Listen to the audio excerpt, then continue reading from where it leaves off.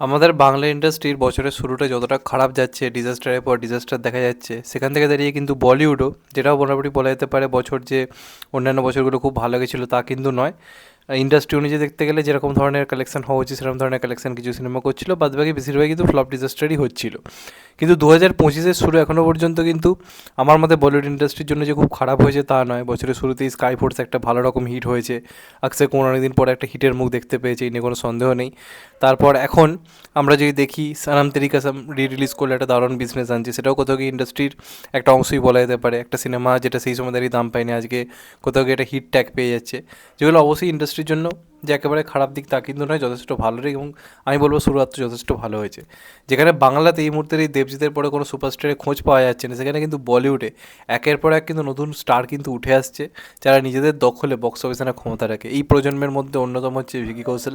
ভিকি কৌশল নিজের দখলে এর আগে 200 কোটি 250 কোটি বক্স অফিস দিয়েছে উড়ির মাধ্যমে। এছাড়া যে সিনেমাগুলো একটু বিলো স্ট্যান্ডার্ডের, সেগুলো কিন্তু মোটামুটি 70-80 কোটি বিজনেস করে নেয়, যেমন হচ্ছে ব্যাড নিউজ বলে সিনেমাটা। তো ভিকি কৌশলে কিন্তু সেই অডিয়েন্স রয়েছে। তারপর তুমি আরও কিছু তার যে কাজগুলো এলো ব্যাক টু ব্যাক তোমরা দেখো, মানে অ্যানিম্যালের মধ্যে ক্লাসে এসেও আমরা দেখতে পাই যে ওই যে সিনেমাটা এলো সেটা একটা ভালো বিজনেস করে। মানে আমরা যদি দেখি যথেষ্ট ভালো বিজনেস করেছিল, মানে অ্যানিম্যালের মতো একটা ঝড়ের সামনে দাঁড়িয়েও।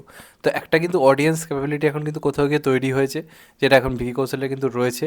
এবং এটা তাকে পরবর্তীকালে একটা বড় স্টার হওয়ার দিকে কিন্তু ক্রমশ এগিয়ে দিচ্ছে। এবং আমার মনে হয় ছাবা সিনেমাটার পরে মানে একটা অন্য পর্যায়ে পৌঁছে যেতে চলেছে ভিকি কৌশল, যে নিজের দখলে বক্স অফিস কীভাবে আনতে হয়। এবং এই মুহূর্তে দাঁড়িয়ে ভিকি কৌশল এমন একজন যার নামে লোকে অ্যাডভান্স বুকিং কিন্তু কাটছে, যেটা এখন পর্যন্ত কিন্তু কারণ নেই। যে বরুণ ধরনের বেবিজন এত হাইপ, সালমান খানকে আনা হলো, এত কিছু করা হলো, ক্রিসমাসের টাইমে কেউ কিন্তু টিকিট কাটলো না। ভালো করে লক্ষ্য করলেই বুঝতে পারবে। সেখান থেকে দাঁড়িয়ে দেখো ভিকি কৌশল যেভাবে নিজের জায়গা ক্রিয়েট করেছে, মানে অনেকে বলতে পারে যে এটাতে এমন ধরনের সিনেমা লোকে দেখবেই, তাহলে অক্ষয় কুমার তো পৃথ্বীরাজ করলো, সেটা তাহলে একটা হিউজ বিজনেস কেন আনতে পারলো না, যেরকম হওয়া দরকার ছিল। তো এখন কিন্তু ভিকি কৌশলের সেই অডিয়েন্স ক্যাপাবিলিটি রয়েছে এবং ওর ডেডিকেশন কাজের প্রতি। যেভাবে ছাওয়া সিনেমাটা তো পারফর্ম করেছে ট্রেলার টিজারে, এবং সেখানটার কথা অবশ্যই আলাদা করে বলতে হবে। তাই আলাদা একটা মোমেন্টাম ক্রিয়েট করেছে, প্লাস ম্যাড ডগ ফিল্মস বানিয়ে এখন আমরা জানি হিট। একটা আলাদা লেভেলের মানে কী বলবো, একটা অরা ক্রিয়েট করেছে নিজেদের। ওদের কাজ মানে লোক এখন চোখ বন্ধ করে যাচ্ছে। এই মুহূর্তে সবচেয়ে সফল প্রোডাকশন হাউস বলিউডের, এই নিয়ে কোনো সন্দেহ নেই। এবং ওরা মার্কেটিংও ভালো করতে জানে। এখন থেকে মানে চরম একটা প্রমোশন করছে, মানে সব জায়গায় যাচ্ছে। তো ইতিমধ্যে একটা অ্যাডভান্স বুকিং চালু হয়েছে, অনেক আগে থেকে অ্যাডভান্স বুকিং চালু হয়ে গেছে। সিনেমা রিলিজ করবে 14 তারিখ, এদিকে সম্ভবত 8-9 তারিখ থেকে অ্যাডভান্স বুকিং স্টার্ট হয়ে গেছে। তো এখনও পর্যন্ত অ্যাডভান্স বুকিং যে লেভেলের হচ্ছে রিসেন্ট কয়েক বছর, মানে কয়েক মাসে অন্ততপক্ষে, যদি আমি শেষ 1-2 মাসের কথা বলি, কোনো সিনেমার এত ভালো কিন্তু অ্যাডভান্স বুকিং হয়নি, যেটা ছাবার ক্ষেত্রে হচ্ছে। এবং ট্রেমেন্ডাস একটা পারফরমেন্স করছে, আনবিলিভেবল একটা পারফরমেন্স করছে। এমনকি প্রায় ঘন্টায় 8-10 হাজার করে টিকিটও বিক্রি করছে, যেটা কিন্তু একটা দুর্দান্ত রেসপন্স এক কথায় বলতে গেলে। এবার এখনও পর্যন্ত এই টিকিট বিক্রির যদি আমি সংখ্যা ধরি, তাহলে যেটুকু জানা যাচ্ছে প্রায় 1,16,000-এর ওপর টিকিট কিন্তু অলরেডি বিক্রি হয়ে গেছে। এদিকে সিনেমা রিলিজ হতে এখনও 3 থেকে 4 দিন কিন্তু বাকি রয়েছে।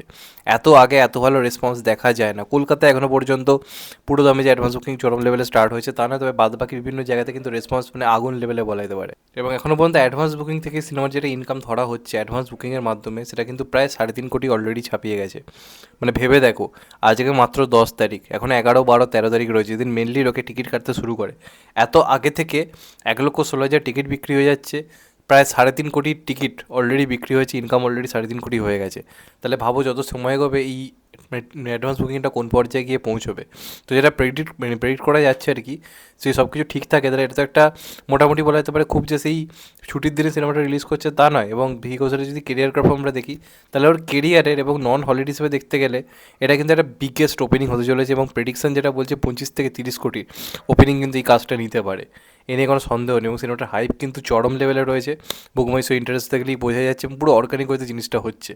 মারাত্মক লেভেলের একটা হাইপ ক্রিয়েট করেছে। এবং আমার মনে হয় এই বছরের প্রথম একটা প্রপারলি ঝড় বলতে যা বোঝায়, সেটা কিন্তু ছাওয়া হতে চলেছে।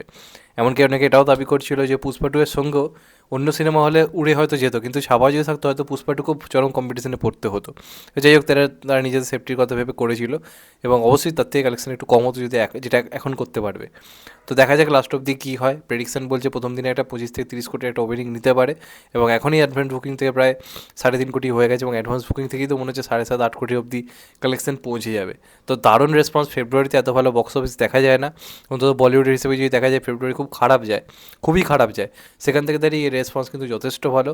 এটা বলিউডের জন্য খুব ভালো খবর, ভিকি কৌশলের জন্য ভালো খবর, নতুন সুপারস্টার উঠোসের জন্য খুব ভালো খবর। দেখা যাক শেষ পর্যন্ত কী হয়। তোমাদের এটা নিয়ে কি মতামত অবশ্যই কমেন্টে জানিও। চ্যানেলটা নতুন হলে চ্যানেলটা সাবস্ক্রাইব করে দিও and get the bell icon. ভালো থেকো সবাই, টেক কেয়ার, নমস্কার, আবার দেখা হবে। এখন তো বাই, সবাই ভালো থেকো, সুস্থ থেকো, নমস্কার, টেক কেয়ার, আবার দেখা হবে, ভালো থেকো।